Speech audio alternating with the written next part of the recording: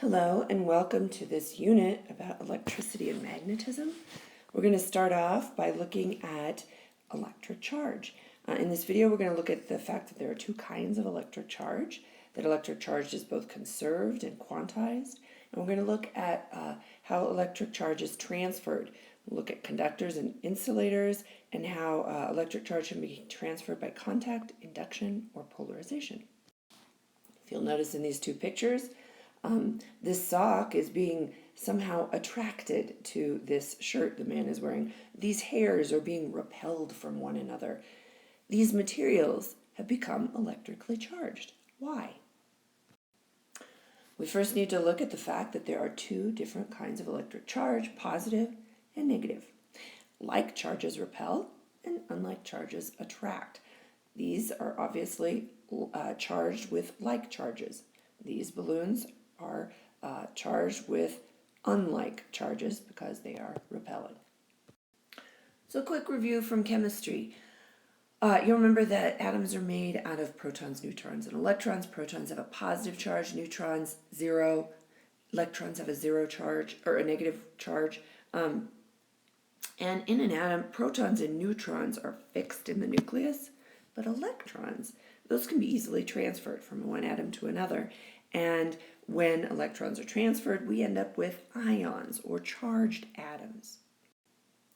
Most objects contain large numbers of neutral atoms, like the shoe and this carpet. Also, charge has a natural tendency to be transferred between unlike materials, like the shoe and the carpet. If we rub one material against another and increase the area of contact, we can enhance that charge transfer process. So when this shoe is rubbed against this carpet, a certain amount of negative charge will be transferred. It's important to keep in mind that only a very small amount of the total available charge is actually transferred. And in this case, we can see that some of these negative charges are transferred to the shoe. But if you count them up, the total charge remains the same. There's still the same number of total negative charges here as there are here. They have just been transferred from the carpet to the shoe. Electric charge is also quantized. What does this mean? Let's look at an experiment that was performed by a scientist named Robert Millikan in 1909 called an oil drop experiment. And he put two charged metal plates, oppositely charged here, this one's positive, this one's negative, in an apparatus, and he then charged by friction some oil droplets and put them through an atomizer. They were charged by friction, put through an atomizer, and then allowed to pass through a hole in this top plate. Initially those drops fell because of their mass, and the top plate was given a positive charge here as the droplets fell, and then the droplets with a negative charge were attracted back upward toward that positive charged plate. Millikan noticed this. He repeated this process. He found that when an object is charged, its charge is always a multiple of a fundamental unit of charge symbolized by the letter lowercase e. In modern language, we say that charge is quantized, or it occurs as a discrete amount in nature. So it has either a plus or minus e, plus or minus 2e, plus or minus 3e. It was since determined that the value for e is 1.60219 times 10 to the negative 19th coulombs. A coulomb is just the SI unit of charge, and we represent it by a capital C here.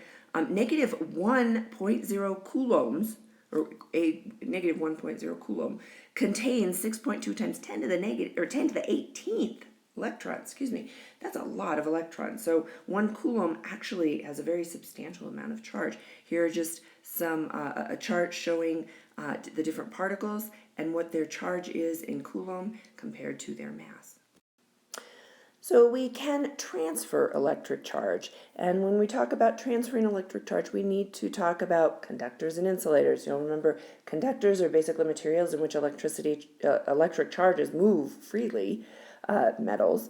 Insulators are materials in which electric charges do not move freely.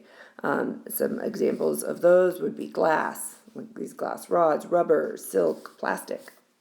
We also have a couple of other categories. Semiconductors.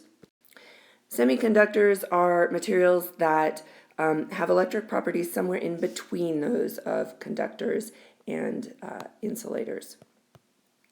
And in their pure state, they're insulators, but they can have different atoms that are added to them as impurities like germanium or silicon that can dramatically increase their ability to conduct electric charge. Another category would be called superconductors.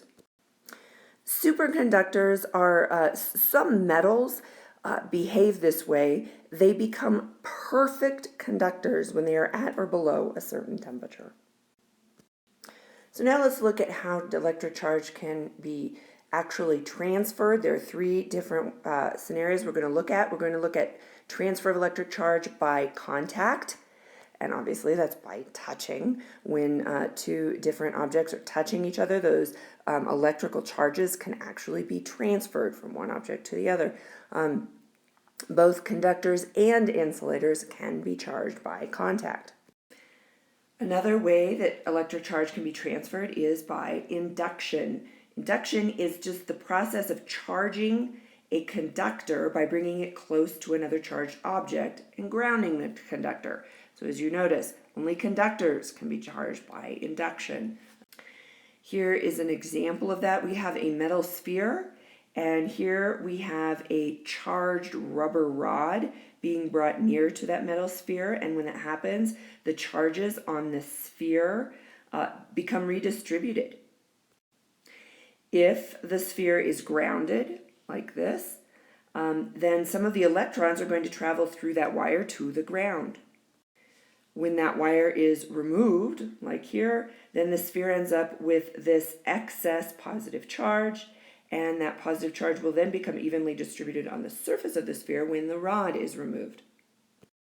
And last, we're going to look at the transfer of electric charge by polarization. It's very similar to charging by induction, but instead of using conductors, it is using insulators. The insulators can be charged by polarization, whereas conductors can be charged by induction.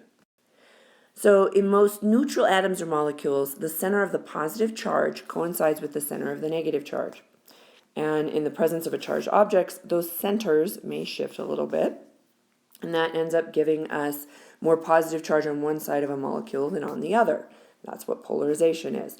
The realignment of charge within individual molecules produces an induced charge on the surface of the insulator. Here's an example of that with this comb. The charged comb induces a charge on the surface of these small pieces of paper that have no net charge. Advanced ideas? Try the conceptual challenges on page 631, or if you have other ideas, I'd look forward to seeing what you come up with, and we'll see you in class.